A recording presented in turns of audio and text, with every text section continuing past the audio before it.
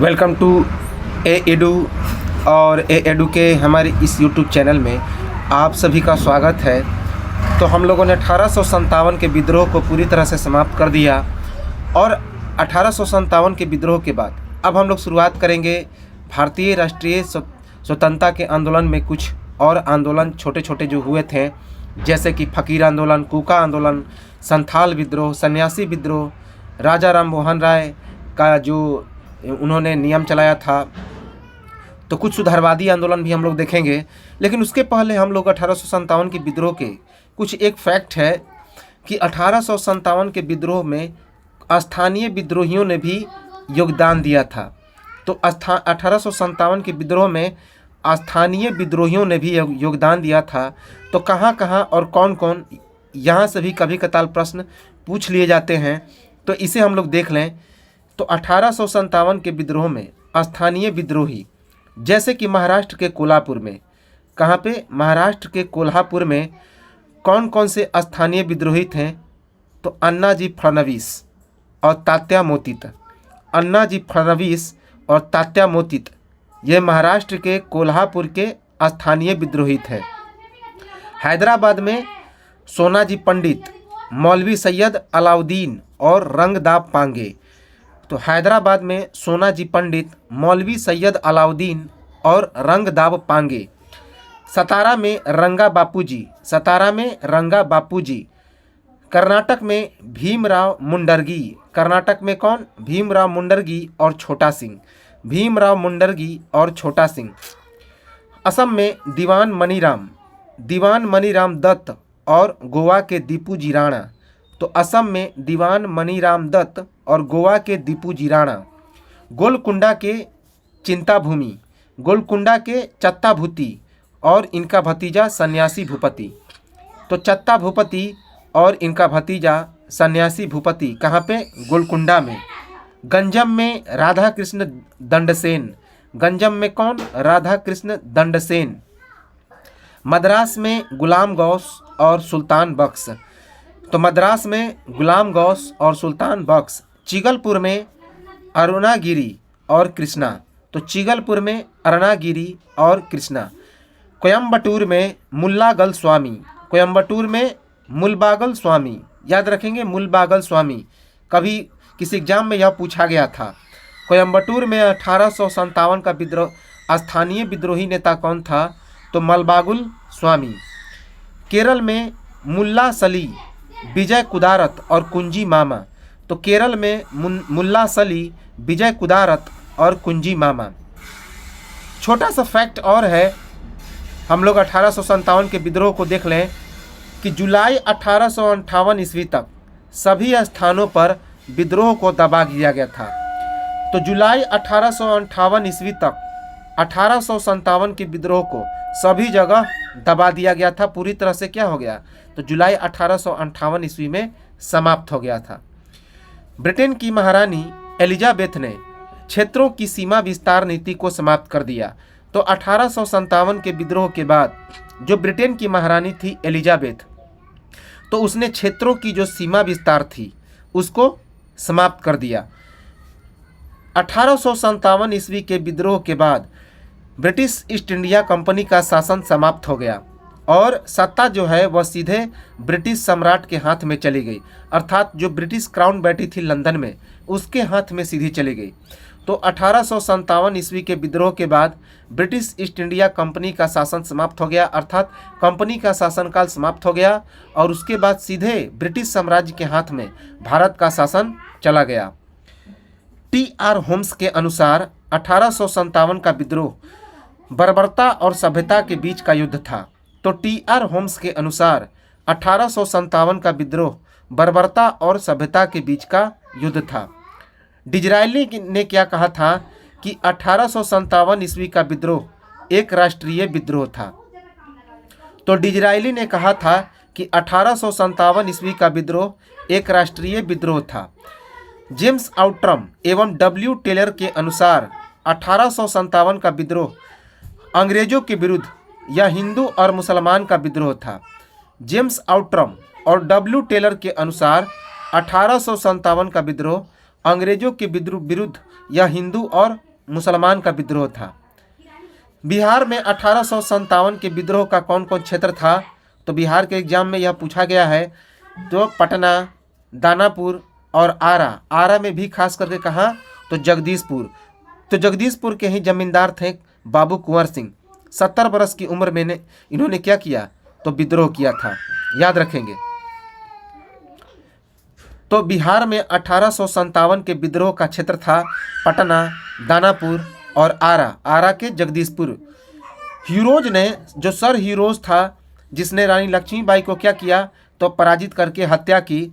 तो हीरोज ने क्या कहा कि रानी लक्ष्मीबाई की बहादुरी से प्रभावित होकर उसने कहा कि लक्ष्मीबाई भारतीय क्रांतिकारियों में केवल अकेली मर्द थी।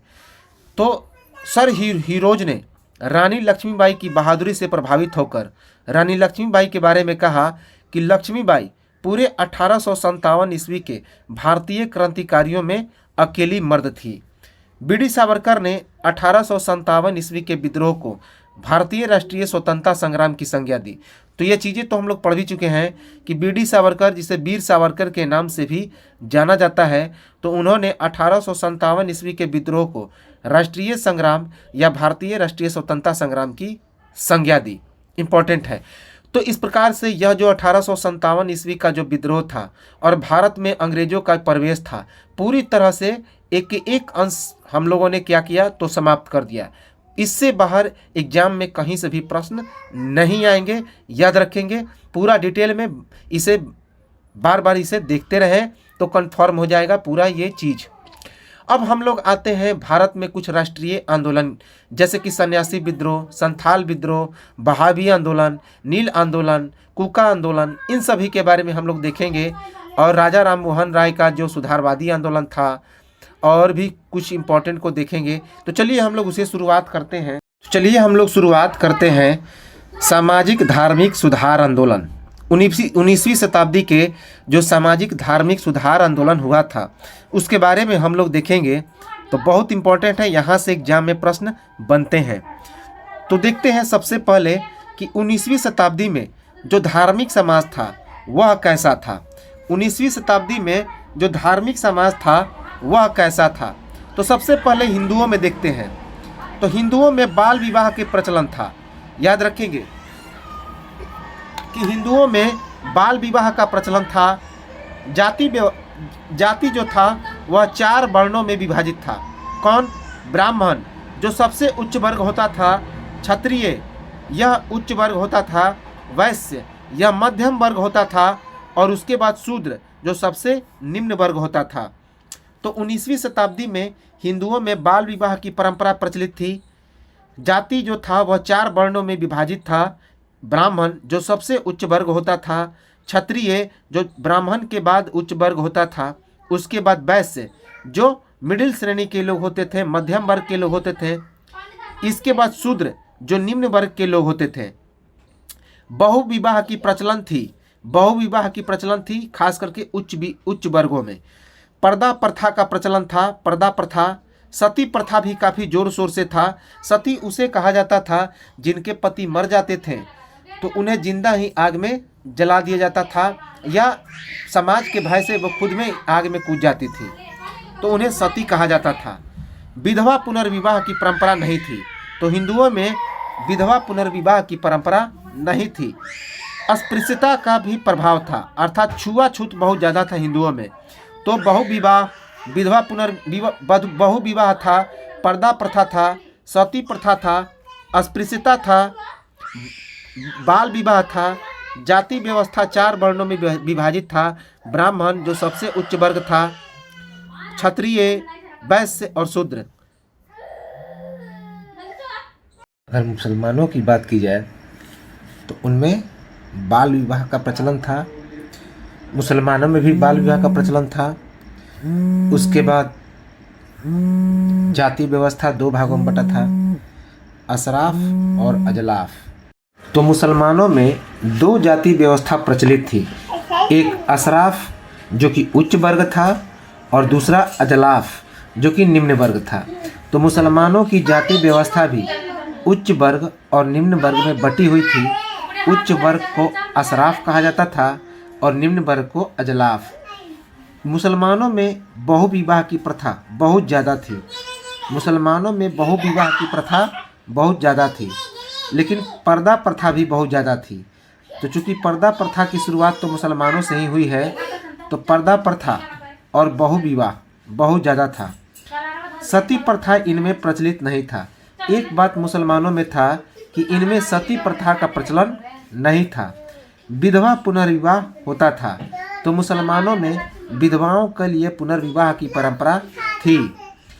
अस्पृश्यता नहीं था, अर्थात मुसलमानों में छुआछूत की भावना नहीं था। इम्पोर्टेंट है। अब देखिए, हिंदू मुसलमानों में निहित बुराइयों को समाप्त करने के लिए काफ़ी सुधार किए गए और साथ ही साथ उनकी स्थिति में भी सुधार किए गए, जिसे सामाजिक धार्मिक सुधार आंदोलन कहा जाता है। तो हिंदू मुसलमानों में जो बुराइयां थी उनको समाप्त करने के लिए कई सुधार किए गए, साथ ही साथ उनमें उनकी स्थिति में भी सुधार किए गए और इन्हीं सुधार को सामाजिक धार्मिक सुधार आंदोलन कहा जाता है। सामाजिक धार्मिक सुधार आंदोलन के अंतर्गत समाज में विद्यमान बुराइयों को समाप्त करना था तथा अंग्रेजों के विचारात्मक प्रभुत्व को भी समाप्त करना था। तो इस सामाजिक धार्मिक सुधार आंदोलन के तहत जो समाज में बुराइयां फैली हुई थी तो उसे समाप्त करना था। साथ ही साथ अंग्रेजों की जो विचार भारत में फैल गई थी उसकी प्रभुत्व को भी समाप्त करना था। सामाजिक धार्मिक सुधार आंदोलन के प्रमुख कारण कौन थे? तो आधुनिक पाश्चात्य सभ्यता का प्रभाव। जिस प्रकार भारत में अंग्रेजों के द्वारा पश्चिमी सभ्यता का प्रभाव पड़ गया था, तो ये जो सुधारवादी आंदोलनकारी थे ये इसको समाप्त करना चाहते थे। औद्योगिक नीतियाँ, जो कुटीर उद्योग भारत में समाप्त हो गई थी और औद्योगिक नीति की जो प्रचलन चली थी उसको समाप्त करना था। उठाए गए आधुनिक कदम जैसे कानून के समक्ष समानता, तो कानून के समक्ष समानता बनाने के लिए और जितने सारे अंग्रेजों के उठाए गए कदम थे उनको समाप्त करने के लिए, विधियों का कानून स्थापित करने के लिए, प्रेस एवं साहित्य का विकास करने के लिए एवं नए बौद्धिक वर्ग का उदय करने के लिए यह सामाजिक धार्मिक सुधार आंदोलन जरूरी था। तो इसके कारण थे आधुनिक पाश्चात्य सभ्यता का प्रभाव, भारत में औद्योगिक नीतियों का प्रभाव, उठाए गए आधुनिक कदम, साथ ही साथ कानून के समक्ष समानता, विधियों का कानून, प्रेस एवं साहित्य का विकास तथा नए बौद्धिक वर्ग का उदय, ये सभी जो है इस धार्मिक सुधार आंदोलन के कारण थे, सामाजिक धार्मिक सुधार आंदोलन के कारण थे। इस सामाजिक धार्मिक सुधार आंदोलन के मुख्य धार्मिक उद्देश्य क्या थे? तो सबसे पहले हम लोग देखें कि इस सामाजिक धार्मिक सुधार आंदोलन के धार्मिक उद्देश्य क्या थे। तो धार्मिक उद्देश्य थे जैसे कि मूर्ति पूजा का विरोध करना, बहुदेववाद को समाप्त करना। बहुदेववाद का मतलब होता है कि जो एक व्यक्ति बहुत सारे देवताओं की पूजा करता था तो उसे समाप्त करना। धार्मिक कर्मकांडों को समाप्त करना, जो कर्मकांड और आडंबर था उनको समाप्त करना। धार्मिक अंधविश्वास को समाप्त करना, साथ ही साथ पुरोहितों की सर्वोच्चता को समाप्त करना। तो ये जो सामाजिक धार्मिक सुधार आंदोलन थे उनके मुख्य धार्मिक उद्देश्य क्या थे? तो मूर्ति पूजा का विरोध करना, बहुदेववाद को समाप्त करना, अर्थात एक से अधिक जो देवताओं की पूजा होती थी उसको समाप्त करना था। धार्मिक कर्मकांडों को समाप्त करना था, धार्मिक अंधविश्वास को समाप्त करना था और पुरोहितों की सर्वोच्चता, अर्थात उस समय पुरोहितों को सर्वोच्च माना जाता था, तो उस पुरोहितों की सर्वोच्चता को भी क्या करना था? तो समाप्त करना था। तो ये तो थे धार्मिक आंदोलन के, ये सामाजिक धार्मिक आंदोलन के धार्मिक कारण। अब इनका जो सामाजिक उद्देश्य क्या था? तो सामाजिक धार्मिक आंदोलन के मुख्य सामाजिक उद्देश्य क्या थे, अर्थात समाज में किस तरह से सुधार लाना था? तो सबसे पहला इनका उद्देश्य था महिलाओं की स्थिति में सुधार करना, महिलाओं की स्थिति में सुधार करना। उसके बाद वर्ण व्यवस्था को समाप्त करना, जो जाति व्यवस्था की परंपरा थी उसको समाप्त करना था। जाति व्यवस्था को समाप्त करना और छुआछूत को समाप्त करना था। तो वर्ण व्यवस्था, जाति व्यवस्था, छुआछूत, महिलाओं की स्थिति में सुधार, ये सभी जो थी यह सामाजिक धार्मिक सुधार आंदोलन के क्या थे, तो सामाजिक उद्देश्य थे। सामाजिक धार्मिक सुधार आंदोलन की दो पद्धतियां प्रचलित थी। कौन कौन? एक सुधारवादी और दूसरा प्रति सुधारवादी। तो सामाजिक धार्मिक सुधार आंदोलन के दो चीजें प्रचलित थी, दो पद्धतियां प्रचलित थी। एक का नाम था सुधारवादी और दूसरे का नाम था प्रति सुधारवादी। सुधारवादी परिवर्तन चाहते थे, अर्थात नए परिवर्तनों को वह स्वीकार करना चाहते थे। जो सुधारवादी थे वे परिवर्तन चाहते थे और नए परिवर्तन को वो अपनाना चाहते थे। लेकिन जो प्रति सुधारवादी थे वे किसी प्रकार का नए परिवर्तन को नहीं चाहते थे, वे परिवर्तन का विरोध करते थे। याद रखेंगे, इंपॉर्टेंट। वादी जो थे वे परिवर्तन चाहते थे तथा नए परिवर्तनों को वे स्वीकार करते थे। लेकिन जो प्रति सुधारवादी थे वे कोई परिवर्तन नहीं चाहते थे तथा किसी भी नए परिवर्तन का वे विरोध करते थे। तो जो सुधारवादी चाहते थे वह सुधार चाहते थे समाज में, और नए सुधार के साथ वह समाज की उन्नति चाहते थे। लेकिन जो प्रति सुधारवादी थे वे रूढ़िवादी होते थे और वे समाज में किसी प्रकार के परिवर्तन का विरोध करते थे। पंडित रमाकांत देव और उनकी धर्मसभा प्रति सुधारवादी थे, जिन्होंने नए परिवर्तन का विरोध किया तथा ये बहावी विचारधारा से प्रेरित थे, अर्थात ये पुरानी विचारधारा से प्रेरित थे। और इन्होंने ब्रिटेन के क्राउन को पत्र लिखकर सती प्रथा विरोध नियम का भी क्या किया, तो विरोध किया। तो सती प्रथा विरोध नियम को अंग्रेजों ने क्या किया था, तो शुरुआत किया था, जैसे कि लॉर्ड विलियम बेंटिंग और राजा राम मोहन राय ने। तो पंडित रमाकांत देव और उनकी धर्मसभा प्रति सुधारवादी थे, जिन्होंने नए परिवर्तन का विरोध किया। ये पुरानी विचारधारा पर चलने वाले व्यक्ति थे। इनके अनुसार लगता था कि अगर नई विचारधारा की उत्पत्ति हुई तो इनकी सभ्यता और संस्कृति पर गहरा प्रभाव पड़ेगा और सदियों से जो चली आ रही परंपरा और प्रथा है उसका विनाश हो जाएगा। तो हालांकि इनका मूल उद्देश्य क्या था कि अगर परिवर्तन हो जाता तो इनके जो साथ जो लोग अच्छे जो भावना रखते थे तो उनमें कटुता आ जाती, अर्थात इनको लोग जो श्रेष्ठ मानते थे तो उनकी श्रेष्ठता पर गहरा असर पड़ता।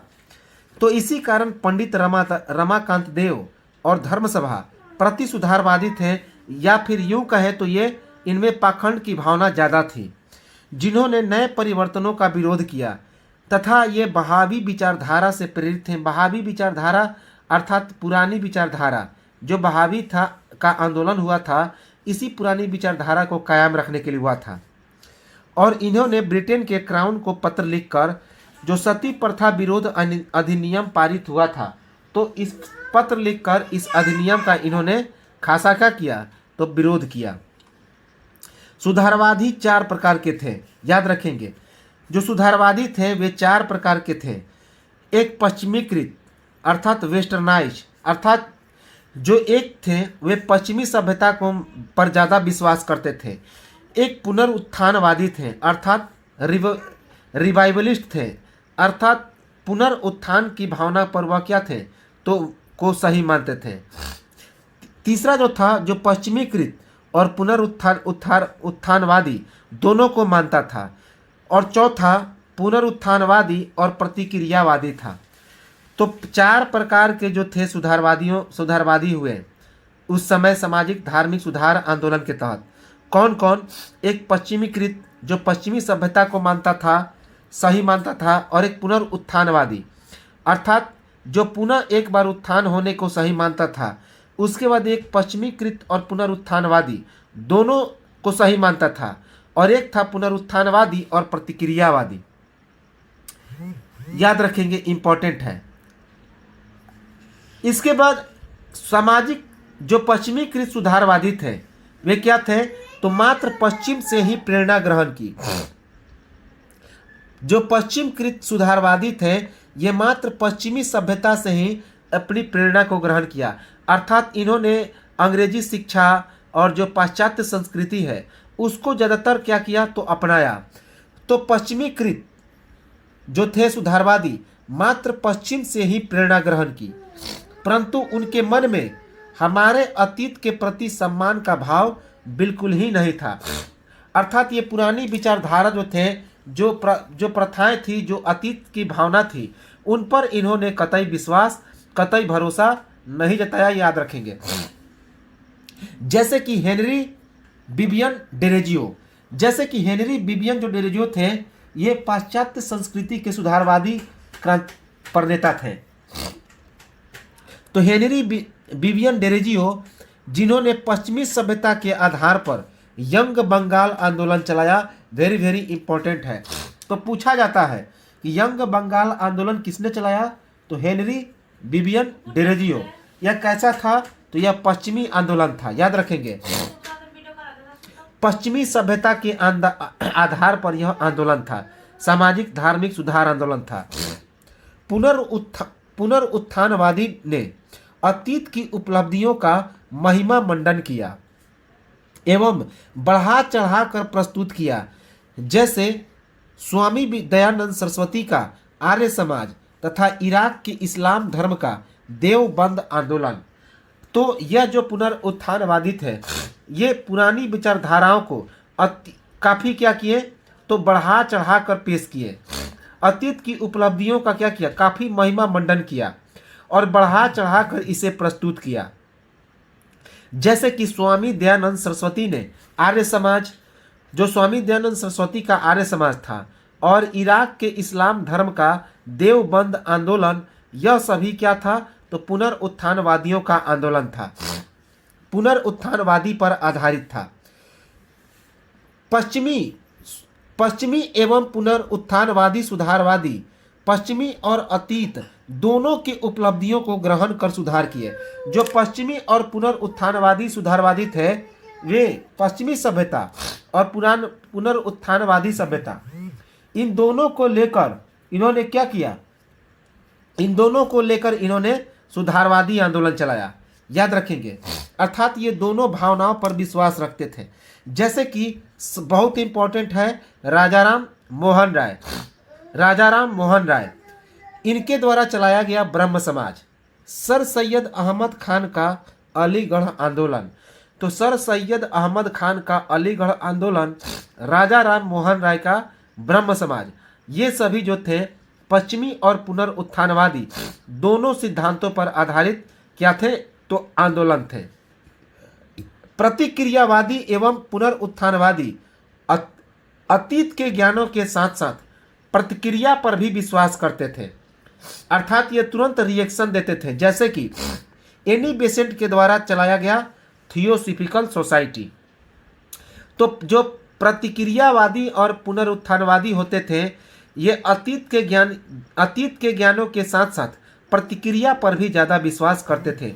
जैसे कि एनी बेसेंट की जो चलाई गई आंदोलन थी, जिसका नाम था थियोसॉफिकल सोसाइटी। सामाजिक धार्मिक सुधार आंदोलन के सुधारवादियों ने आधुनिक मूल्यों जैसे कि वैज्ञानिक दृष्टिकोण, मानवीय चेतना इत्यादि पर ज़्यादा ध्यान दिया।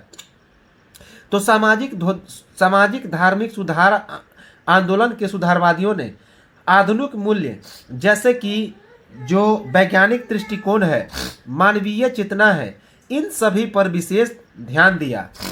सुधारवादियों ने लोकतांत्रिक सिद्धांतों पर बल दिया, जैसे कि धर्मनिरपेक्षता और मानवतावाद।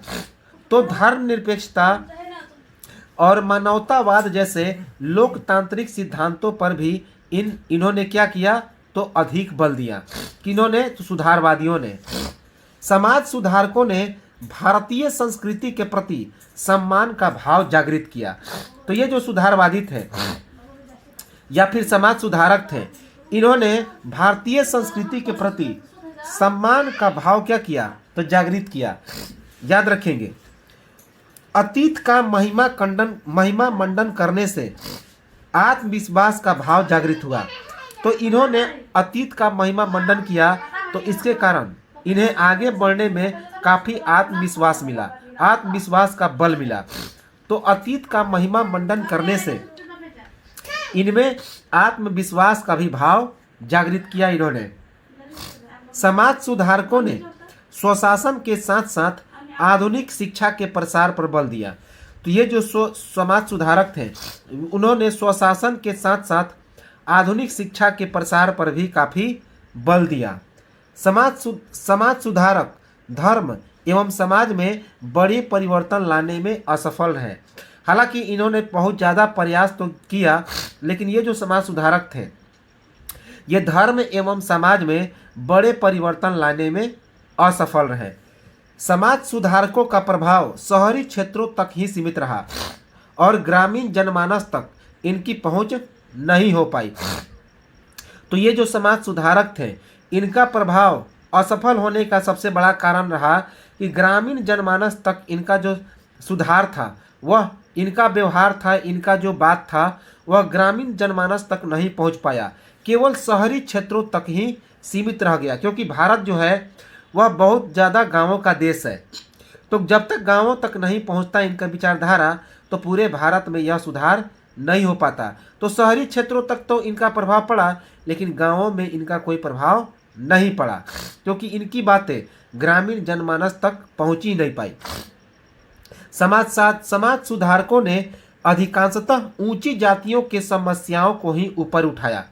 तो जो समाज सुधारक थे निम्न जातियों की समस्याओं पर इन्होंने कोई बल नहीं दिया, इग्नोर कर दिया। तो समाज सुधारकों ने अधिकांशतः ऊंची जातियों के समस्याओं को ही ऊपर उठाया। तो ये तो था समाज सुधारक। आखिर समाज सुधारक क्यों आए और इन्होंने समाज सुधार के क्षेत्र में कौन कौन सा काम किया, इनकी आवश्यकता क्यों पड़ी। और अब हम लोग देखते हैं कौन कौन से जो समाज सुधारक थे और उनके द्वारा चलाया गया कौन कौन सा धर्म और आंदोलन था। तो बहुत इंपॉर्टेंट है। चलिए अब हम लोग देखते हैं कि कौन कौन से समाज का गठन हुआ, कौन कौन से आंदोलन हुए और कौन कौन से जो समाज सुधारक हुए, जिसमें सबसे इम्पोर्टेंट है ब्रह्म समाज, और जिसके संस्थापक कौन थे, राजाराम मोहन राय। तो कई बार एग्जाम में यह पूछा गया है और बार बार पूछता रहता है कि ब्रह्म समाज की स्थापना किसने की, तो राजाराम मोहन राय ने।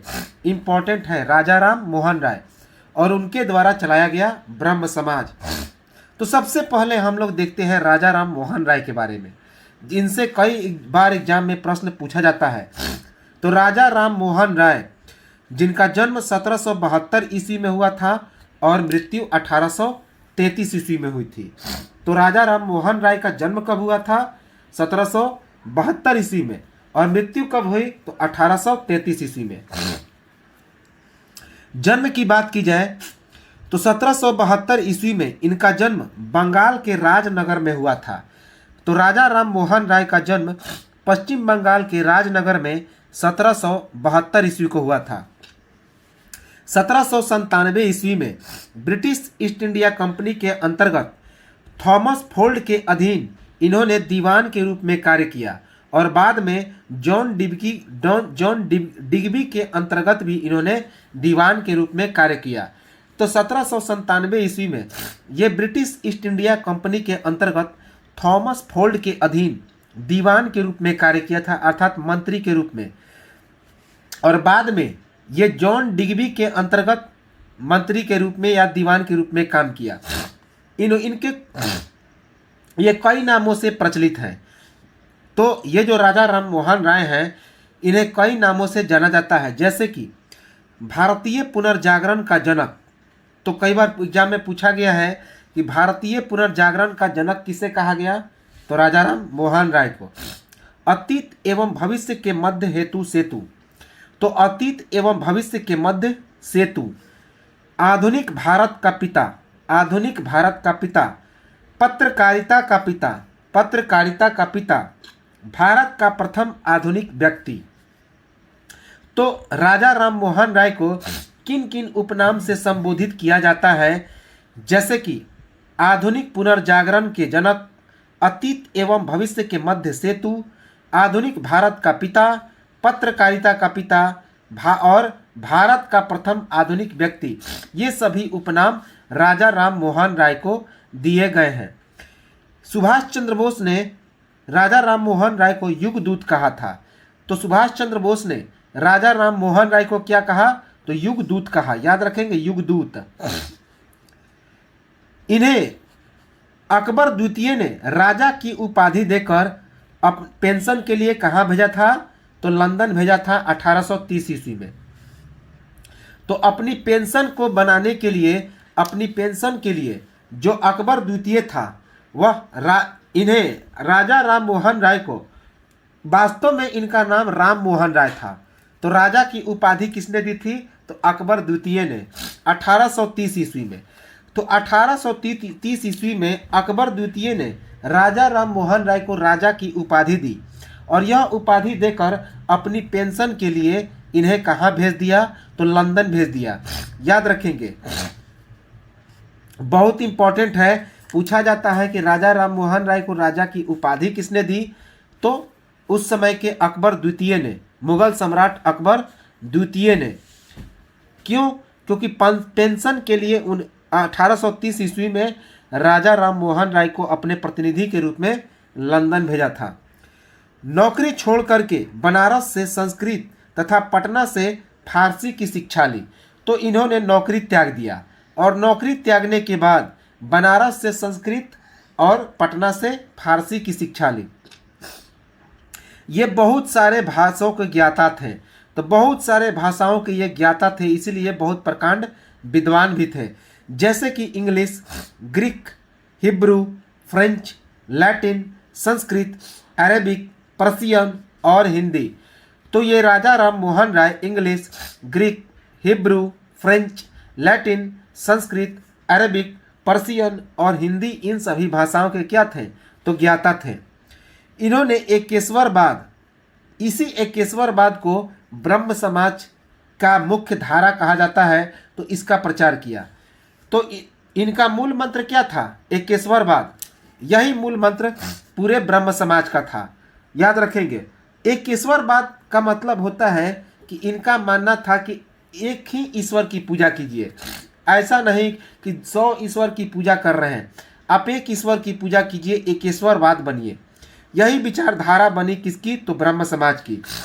तो एकेश्वरवाद इनका मुख्य, एकेश्वरवाद के बारे में इन्होंने खूब प्रचार किया। यही बात ब्रह्म समाज के लिए भी निर्धारित हुआ था। इन्होंने मूर्ति पूजा और कर्म कांडों का विरोध किया। तो राजा राम मोहन राय ने मूर्ति पूजा और कर्म कांडों का काफ़ी विरोध किया, अर्थात ये मूर्ति पूजा के विरोधी थे और जो धार्मिक कर्म कांड थे इनका भी इन्होंने खूब जोर शोर से विरोध किया। तो राजा राम मोहन राय मूर्ति पूजा और कर्म कांडों का काफ़ी विरोध किया। अब देखिए इनके कौन कौन से महत्वपूर्ण कार्य थे। तो राजा राम मोहन राय के कई सारे महत्वपूर्ण कार्य थे। तो सबसे पहले उन्हें देखें कि 1829 ईस्वी में लॉर्ड विलियम बेंटिंक के साथ मिलकर इन्होंने सती प्रथा विरोध अधिनियम पारित किया। किस अधिनियम के अंतर्गत? तो 17वें अधिनियम से। तो याद रखेंगे, इनका सबसे इम्पोर्टेंट यदि कोई काम है तो लॉर्ड विलियम बेंटिंक के साथ मिलकर 1829 ईस्वी में इन्होंने सती प्रथा को समाप्त किया और इसे समाप्त करने के लिए इन्होंने लॉर्ड विलियम बेंटिंक के साथ मिलकर सती प्रथा विरोध अधिनियम पारित किया। किस अधिनियम से? तो 17वें अधिनियम से। तो वेरी वेरी इंपॉर्टेंट है कि राजा राम मोहन राय ने 1829 ईस्वी में लॉर्ड विलियम बेंटिंक के साथ मिलकर सती प्रथा विरोध अधिनियम पारित किया। किस अधिनियम के से? तो 17वें अधिनियम से। याद रखेंगे, 17वें अधिनियम से। 1825 ईस्वी में कलकत्ता में वेदांत कॉलेज की स्थापना की। किसके लिए? तो भारतीय और पश्चिमी ज्ञान के प्रसार के लिए। तो भारतीय और पश्चिमी ज्ञान की शिक्षा के लिए इन्होंने 1825 ईस्वी में कलकत्ता में एक वेदांत कॉलेज की स्थापना की। वेरी वेरी इंपॉर्टेंट, यह भी पूछा गया फैक्ट है कि वेदांत कॉलेज की स्थापना कहाँ पे की गई? तो 1801 ईस्वी में। किसके द्वारा? तो राजा राम मोहन राय के द्वारा। इंपॉर्टेंट है। 1817 ईस्वी में 1817 ईस्वी में डेविड हेयर की सहायता से इन्होंने हिंदू कॉलेज की स्थापना की। तो 1817 ईस्वी में डेविड हेयर की सहायता से इन्होंने कौन सी कॉलेज की स्थापना की? तो हिंदू कॉलेज की स्थापना की। इनमें एक और साथी ने जिसका नाम था अलेक्जेंडर डफ और डेविड हेयर के सहयोग से 1817 ईस्वी में राजा राम मोहन राय ने हिंदू कॉलेज की स्थापना की। वेरी वेरी इंपॉर्टेंट है, किसके सहयोग से? तो डेविड हेयर और अलेक्जेंडर डफ। कहाँ पे? तो 1817 ईस्वी में कलकत्ता में हिंदू कॉलेज की स्थापना की। इन्होंने कौन कौन सी पुस्तक लिखी? तो सबसे इम्पॉर्टेंट है तोहफत उल मोहद्दीन।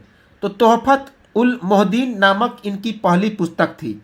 तो राजा राम मोहन राय के द्वारा लिखा गया यदि पहली पुस्तक के बारे में पूछा जाए तो तोहफत उल मोहद्दीन, याद रखेंगे, तोहफत उल मोहद्दीन इनकी पहली पुस्तक थे, जिसका जो प्रकाशन था, इसका प्रकाशन फारसी भाषा में 1801 ईस्वी में किया गया। इंपॉर्टेंट है, 1801 ईस्वी में। तथा इस पुस्तक का मतलब क्या था? एकेश्वरवाद को उपहार। तो 1801 ईस्वी में राजा राम मोहन राय ने एक पुस्तक का प्रकाशन किया। इस पुस्तक का क्या नाम था? तो इस पुस्तक का नाम था तोहफत उल मोहद्दीन, तोहफत उल मोहद्दीन। और यह पुस्तक किस भाषा में थी? तो यह पुस्तक फारसी भाषा में थी। याद रखेंगे, फारसी भाषा में।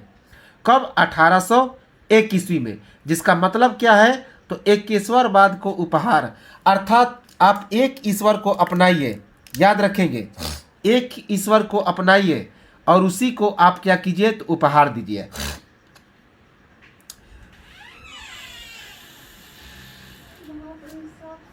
1820 ईस्वी में 1820 ईस्वी में इन्होंने एक और पुस्तक का प्रकाशन किया। इस पुस्तक का नाम था प्रिंसेप ऑफ जीसस। तो 1820 ईस्वी में राजा राम मोहन राय ने प्रिंसेप ऑफ जीसस नामक एक पुस्तक का प्रकाशन किया। कहाँ पे? तो लंदन से जॉन डिग्बी की सहयोग से। किस भाषा में थी? तो यह पुस्तक अंग्रेजी भाषा में थी। तो 1820 ईस्वी में जॉन डिग्बी के सहयोग से लंदन में इन्होंने अंग्रेजी भाषा में एक प्रिंसेप ऑफ जीसस नामक एक पुस्तक का प्रकाशन किया। इंपॉर्टेंट है, प्रिंसेप ऑफ जीसस किस भाषा में? तो अंग्रेजी भाषा में। कहाँ पे इसका प्रकाशन किया? तो लंदन में। किसके सहयोग से? तो जॉन डिग्बी के सहयोग से 1820 ईस्वी में। इनके द्वारा जो प्रकाशित पत्रिकाएं हैं वह कौन कौन सी पत्रिकाएं थी? तो सबसे पहले इंपॉर्टेंट है संवाद कौमुदी। इनकी पहली पत्रिका थी जिसका प्रकाशन बंगाल में बंगाली भाषा में साप्ताहिक पत्रिका के रूप में प्रकाशन किया गया। तो याद रखेंगे कि संवाद कौमुदी राजा राम मोहन राय की पहली पत्रिका थी और इसका प्रकाशन बंगाल में हुआ था। किस भाषा में? तो बंगाली भाषा में। यह एक साप्ताहिक पत्रिका के रूप में इसे प्रकाशित किया गया। याद रखेंगे, इस पत्रिका में सती प्रथा की समाप्ति का अभियान चलाया गया और यह 1821 में प्रकाशित हुआ था। तो संवाद कौमुदी नामक पत्रिका का प्रकाशन कब हुआ? 1821 ईस्वी में। और यह कहाँ पे प्रकाशन किया गया? तो बंगाल में। किस भाषा में? तो बंगाली भाषा में। और इस पुस्तक का मुख्य उद्देश्य क्या था? तो इस पुस्तक में सती प्रथा का अभियान चलाया गया था। और इस पुस्तक को कब प्रकाशित किया गया? तो 1821 में। 1820 ईस्वी में ब्रह्मनिकल मैगजीन नामक अंग्रेजी भाषा में इनकी पत्रिका का प्रकाशन हुआ तथा मिरातुल अखबार 1821 ईस्वी में फारसी भाषा में प्रकाशित हुआ। तो 1820 ईस्वी में राजा राम मोहन राय की एक बड़ा ही महत्वपूर्ण पत्रिका जो कि अंग्रेजी भाषा में थी, उसका नाम है ब्रह्मनिकल मैगजीन। तो यह 1820 ईस्वी में प्रकाशित हुआ, जबकि 1821 ईस्वी में फारसी भाषा में मिरातुल अखबार क्या हुआ? तो प्रकाशित हुआ। मिरातुल अखबार 1830 ईस्वी में बांग्ला, हिंदी तथा फारसी भाषा में एक साथ बंगदूत नामक पत्रिका का भी इन्होंने प्रकाशन किया। तो 1830 ईस्वी में बांग्ला, हिंदी और फारसी भाषा में तीनों भाषाओं में एक साथ इन्होंने बंगदूत नामक एक पत्रिका का प्रकाशन किया। इंपॉर्टेंट है कौन? बंगदूत। बंगदूत। अब देखिए 1819 ईस्वी में मद्रास के लिए विद्वान सुब्रमण्यम शास्त्री को मूर्ति पूजा के प्रश्न पर इन्होंने पराजित किया। तो 1819 ईस्वी में इनके साथ मूर्ति पूजा पर काफ़ी वाद विवाद हुआ था। तो इन्होंने क्या किया कि मद्रास के एक विद्वान जिसका नाम था सुब्रमण्यम शास्त्री, तो सुब्रमण्यम शास्त्री को इन्होंने क्या किया? तो पराजित कर दिया। याद रखेंगे, मूर्ति पूजा के प्रश्न पर सुब्रमण्यम स्वामी को इन्होंने क्या किया? तो मूर्ति पूजा के प्रश्न पर पराजित किया। 1815 ईस्वी में एकेश्वरवाद के प्रचार हेतु द्वारिकानाथ टैगोर के साथ मिलकर आत्मीय सभा की स्थापना की। वेरी वेरी इंपॉर्टेंट कि आत्मीय सभा की स्थापना किसने की? तो राजाराम मोहन राय ने। याद रखेंगे कि 1815 ईस्वी में एकेश्वरवाद के प्रचार के लिए ये द्वारिकानाथ टैगोर के साथ मिलकर आत्मीय सभा की इन्होंने क्या किया? तो स्थापना की। बाल विवाह, सती प्रथा, बहुविवाह का इन्होंने विरोध किया तथा विधवा पुनर्विवाह का इन्होंने समर्थन किया। तो राजा राम मोहन राय ने बाल विवाह, सती प्रथा और बहु विवाह का इन्होंने घोर विरोध किया, लेकिन विधवा पुनर्विवाह का इन्होंने समर्थन किया। 1827 ईस्वी में इन्होंने जूरी एक्ट का विरोध किया। तो काफ़ी इम्पोर्टेंट है कि 1827 ईस्वी में राजा राम मोहन राय ने जूरी एक्ट का क्या किया? तो विरोध किया। याद रखेंगे, जूरी एक्ट इम्पोर्टेंट है। इसके बाद 27 सितंबर 1833 ईस्वी को लंदन के ब्रिस्टल में इनकी मृत्यु हो गई। तो 27 सितंबर 1833 ईस्वी को लंदन के ब्रिस्टल में इनकी मृत्यु हो गई, क्योंकि 1830 ईस्वी में इनको क्या भेजा था पेंशन के लिए? अकबर द्वितीय ने इन्हें लंदन भेजा था। तो वहीं पर इनकी ब्रिस्टल में 27 सितंबर 1833 ईस्वी को मृत्यु हो गई। 1816 ईस्वी में इन्होंने एक सोसाइटी की स्थापना की थी जिसका नाम था वेदांत सोसाइटी। वेरी वेरी इंपॉर्टेंट है। तो 1816 ईस्वी में वेदांत सोसाइटी की राजा राम मोहन राय ने स्थापना की तथा 1830 ईस्वी में समुद्री जहाज से इंग्लैंड जाने वाले ये पहले भारतीय थे तथा ब्रिटेन के समक्ष भारतीयों का इन्होंने मांग रखा। तो 1816 ईस्वी में इन्होंने एक वेदांत सोसाइटी की स्थापना की। किसने? तो राजा राम मोहन राय ने। और 1830 ईस्वी में ये समुद्री जहाज से इंग्लैंड जाने वाले पहले भारतीय थे। इंपॉर्टेंट है। तो पूछा जाएगा कि इंग्लैंड जाने वाले पहले व्यक्ति कौन थे समुद्री जहाज से? तो उनका नाम था राजा राम मोहन राय। और ये और पहले व्यक्ति थे जिन्होंने ब्रिटेन के समक्ष भारतीयों की मांगे स्पष्ट रूप से रख दी थी। तो ये तो था हमारा राजा राम मोहन राय। अब हम लोग देखते हैं कि राजा राम मोहन राय के द्वारा जो बनाया गया एक समाज था जिसका नाम था ब्रह्म समाज। Very very important. अब हम लोग देखते हैं इस ब्रह्म समाज के बारे में। ब्रह्म समाज जो एकेश्वरवाद पर आधारित था, वन गॉड सोसाइटी। तो ब्रह्म समाज को एकेश्वरवाद समाज भी कहा जाता है, क्योंकि ब्रह्म समाज का मतलब ही होता है एकेश्वरवाद, वन गॉड सोसाइटी, जो एक ईश्वर पे भरोसा करे। याद रखेंगे, एक ईश्वर पे। सबसे पहले संस्थापक की बात की जाए तो इसके संस्थापक राजा राम मोहन राय थे, जिन्होंने 1828 ईस्वी में इस ब्रह्म समाज की स्थापना की। तो ब्रह्म समाज की स्थापना किसने की? तो राजा राम मोहन राय ने 1828 ईस्वी में। इस ब्रह्म समाज के अध्यक्ष कौन बने? तो ताराचंद्र चक्रवर्ती। इस ब्रह्म समाज के संस्थापक तो थे राजा राम मोहन राय, जबकि अध्यक्ष कौन बने? तो ताराचंद्र चक्रवर्ती। इस ब्रह्म समाज का पुराना नाम क्या था?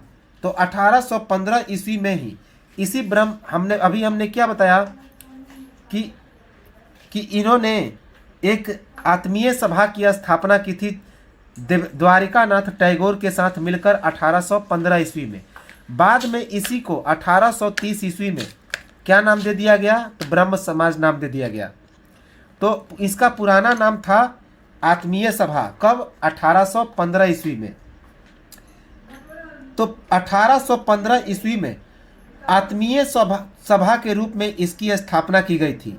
किसके सहयोग से? तो द्वारिकानाथ टैगोर की सहयोग से, अभी हमने बता दिया। तो इसी का पुराना नाम था आत्मीय सभा। लेकिन एग्जाम में हम लोग क्या लिखेंगे? 1828 ईस्वी, क्योंकि वास्तव में यह ब्रह्म समाज 1828 ईस्वी में क्या हुआ था? तो इसकी स्थापना हुई थी। आत्मीय सभा के नाम से यह 13 वर्ष जो है आत्मीय सभा के नाम से यह समाज चला था। सती प्रथा, बाल विवाह, जाति प्रथा, छुआछूत तथा अन्य सामाजिक कुरीतियों पर इस समाज ने क्या किया? तो प्रहार किया। तो ब्रह्म समाज ने सती प्रथा, बाल विवाह, जाति प्रथा, छुआछूत और अन्य सामाजिक बुराइयों पर क्या किया? तो प्रहार किया, कुरीतियों पर भी प्रहार किया। 1830 ईस्वी में राजा राम मोहन राय की मृत्यु हो गई। तो 1830 ईस्वी में लंदन में राजा राम मोहन राय की क्या हो गई?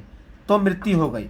याद रखेंगे, यहाँ पे डेट 1833 होगा कि 1833 ईस्वी में राजा राम मोहन राय की मृत्यु के बाद जो ब्रह्म समाज की कमान किसके हाथ में चली गई?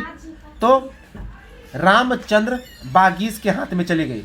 तो यहाँ पे 1800, एक बात याद रखेंगे कि 1830 ईस्वी में ही रामचंद्र बागीस के हाथ में यह ब्रह्म समाज की कमान चली गई थी। अब ये क्यों ऐसा हुआ था?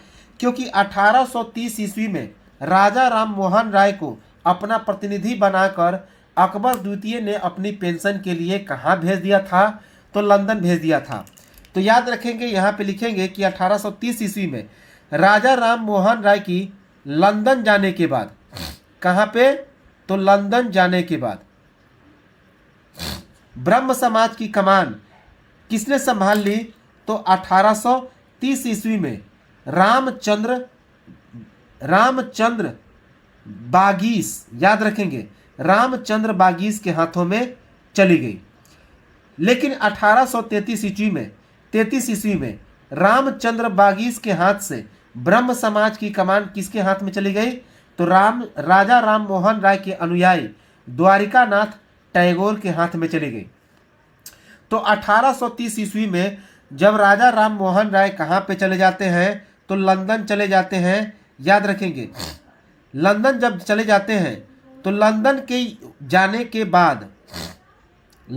जाने के बाद इस ब्रह्म समाज की कमान किसके हाथों में चली जाती है?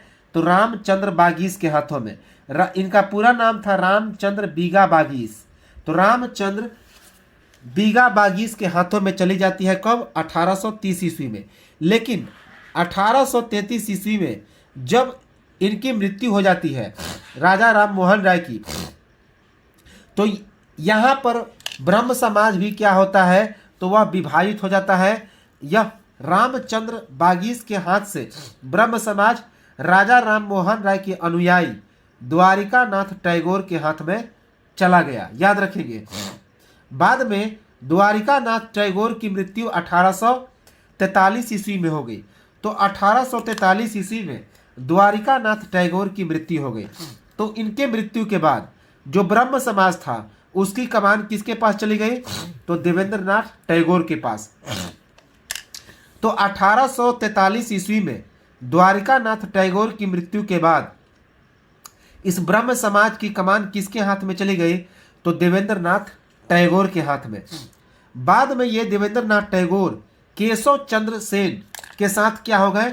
जुड़ गए। याद रखेंगे कि बाद में ये जो देवेंद्रनाथ टैगोर हैं ये केशव चंद्र सेन ब्रह्म समाज से जुड़ गए। तो बाद में जो देवेंद्रनाथ टैगोर थे इनके ब्रह्म समाज में केशव चंद्र सेन ब्रह्म समाज से क्या हो गए? तो जुड़ गए।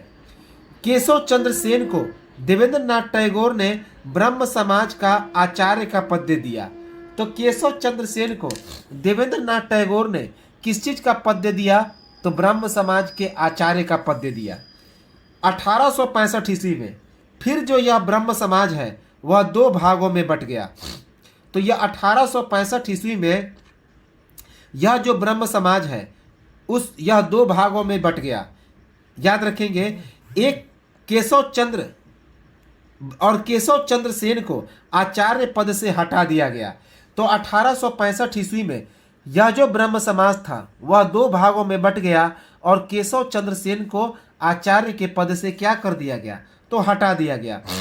ब्रह्म समाज देवेंद्र नाथ टैगोर के हाथों में ही रहा और केशव चंद्र सेन ने आदि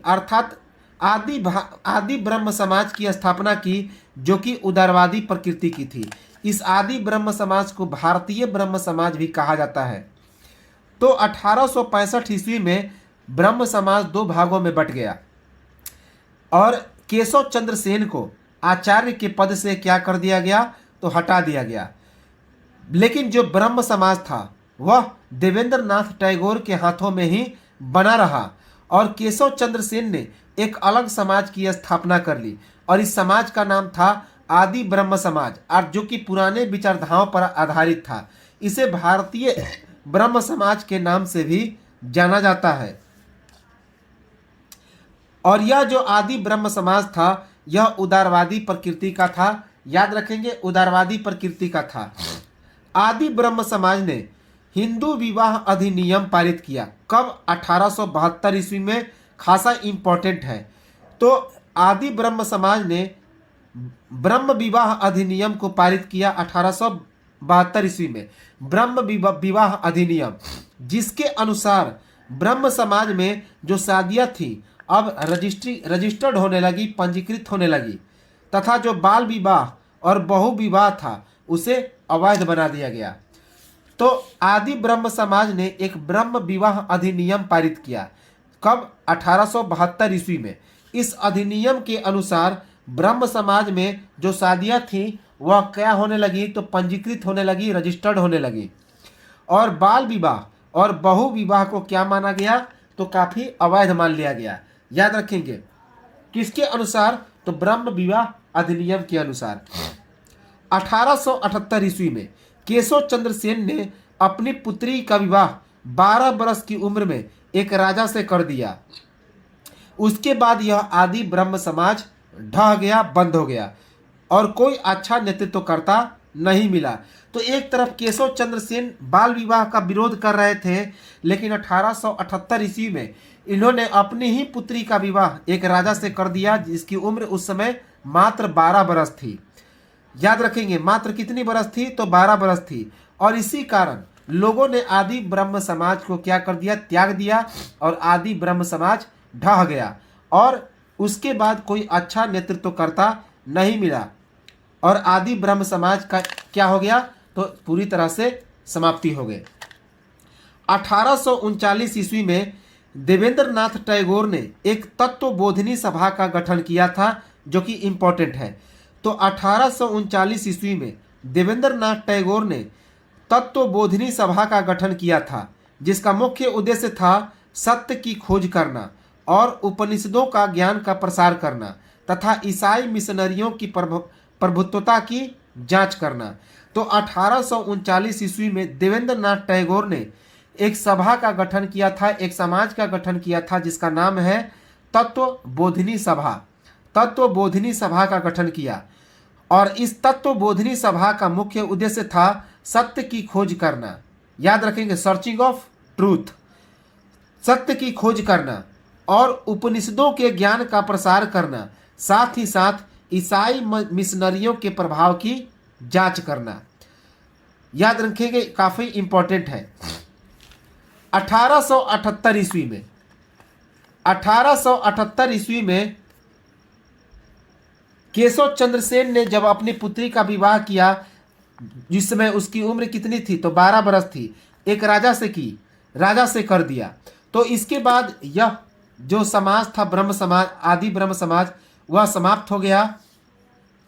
इसके बाद यह जो तत्वबोधिनी सभा था, इसके अंतर्गत देवेंद्र नाथ टैगोर ने एक बंगाली पत्रिका तत्वबोधिनी का भी प्रकाशित किया। याद रखेंगे, यह एग्जाम में पूछा गया है कि तत्वबोधिनी नामक बंगाली पत्रिका का प्रकाशन किसने किया, तो वह देवेंद्र नाथ टैगोर ने। किस भाषा में? तो बंगाली भाषा में। कहाँ से? तो कलकत्ता से। तो तत्व बोधिनी सभा के अंतर्गत देवेंद्र नाथ टैगोर ने एक बंगाली पत्रिका तत्व बोधिनी को क्या किया? तो प्रकाशित किया। तो ये तो था हमारा ब्रह्म समाज, आदि ब्रह्म समाज। अब हम लोग देखते हैं केशव चंद्र सेन के बारे में। केशव चंद्र सेन, इन्होंने, अभी हमने क्या बताया कि केशव चंद्र सेन ने जब 1865 ईस्वी में ब्रह्म समाज दो भागों में बट गया, तो केशव चंद्र सेन को इन ब्रह्म समाज के आचार्य के पद से विस्थापित कर दिया गया, हटा दिया गया। इसके बाद इन्होंने क्या किया? तो एक अलग संगठन का ही स्थापना कर दिया, और इसका नाम क्या था? तो इसका नाम था भारतीय ब्रह्म समाज या आदि ब्रह्म समाज। तो केशव चंद्र सेन ने आदि ब्रह्म समाज की स्थापना की। इंपॉर्टेंट है कि केशव चंद्र सेन ने आदि ब्रह्म समाज की स्थापना की। इन्हीं के प्रयासों तथा आदि ब्रह्म समाज के प्रयास के फलस्वरूप 1872 ईस्वी में ब्रह्म विवाह अधिनियम पारित किया गया, जिसके अनुसार बाल विवाह और बहु विवाह अवैध घोषित कर दिया गया। तो ये चीज़ें अभी हम लोगों ने पढ़ भी लिया कि 1872 ईस्वी में केशव चंद्र सेन ने एक ब्रह्म विवाह अधिनियम को पारित किया, जिसके अनुसार जो शादियां थी वह रजिस्टर्ड होने लगी। क्या होने लगी? तो पंजीकृत होने लगी, और बाल विवाह और बहु विवाह को अवैध घोषित कर दिया गया। अर्थात पहले एक व्यक्ति कई सारी शादियां कर लेता था, जिसका इन्होंने क्या किया? तो ब्रह्म विवाह अधिनियम के तहत 1872 ईस्वी में इसे समाप्त करने का काफ़ी प्रयास किया, इसे अवैध घोषित कर दिया। इन्होंने 1861 ईस्वी में इंडियन मिरर नामक एक काफ़ी महत्वपूर्ण पुस्तक लिखा, वेरी वेरी इंपॉर्टेंट है। तो केशव चंद्र सेन ने 1861 ईस्वी में इंडियन मिरर नामक एक महत्वपूर्ण पुस्तक लिखा। कौन? Indian mirror. इन्होंने शुभ समाचार नामक एक पत्रिका का भी प्रकाशन किया। तो केशव चंद्र सेन ने शुभ समाचार नामक एक पत्रिका का भी प्रकाशन किया, शुभ समाचार। 1870 ईस्वी में इन्होंने भारतीय सुधार संगठन की स्थापना की। तो 1870 ईस्वी में केशव चंद्र सेन ने भारतीय सुधार संगठन की स्थापना की। याद रखेंगे, भारतीय सुधार संगठन। बंगाल के बाहर ब्रह्म समाज को लोकप्रिय बनाने में इन्होंने महत्वपूर्ण भूमिका अदा की।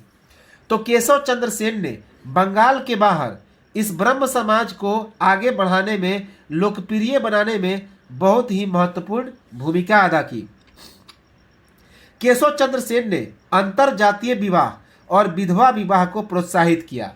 तो केशव चंद्र सेन ने अंतरजातीय विवाह और विधवा विवाह को भी काफ़ी प्रोत्साहित किया। इन्होंने पर्दा प्रथा और जाति विभाजन का विरोध किया। तो केशव चंद्र सेन ने पर्दा प्रथा और जाति विभाजन का विरोध किया, अर्थात जो वर्ण व्यवस्था था, जो पर्दा प्रथा था, इसका इन्होंने घोर विरोध किया। 1875 ईस्वी में बाल विवाह अधिनियम पारित किया। बहुत ही इंपॉर्टेंट है कि केशव चंद्र सेन ने 1875 ईस्वी में एक अधिनियम पारित किया, जिसका नाम था बाल विवाह अधिनियम। और इसी अधिनियम के तहत जो बच्चों की शादियां होती थी बचपन में ही, उस पर इन्होंने बैन लगा दिया। याद रखेंगे कि 1875 ईस्वी में केशव चंद्र सेन ने बाल विवाह अधिनियम पारित किया। ये तो था राजा राम मोहन राय का ब्रह्म समाज, और राजा राम मोहन राय, केशव चंद्र सेन, इनका एकेश्वरवाद। तो मिलेंगे हम लोग अगले वीडियो में और चर्चा करेंगे जो आर्य समाज है, उसके बाद जो दयानंद सरस्वती हैं, तो इनके बारे में हम लोग चर्चा करेंगे, और भी सारे कई महत्वपूर्ण सामाजिक धार्मिक सुधार आंदोलन को देखेंगे। तब तक नमस्कार, जय हिंद।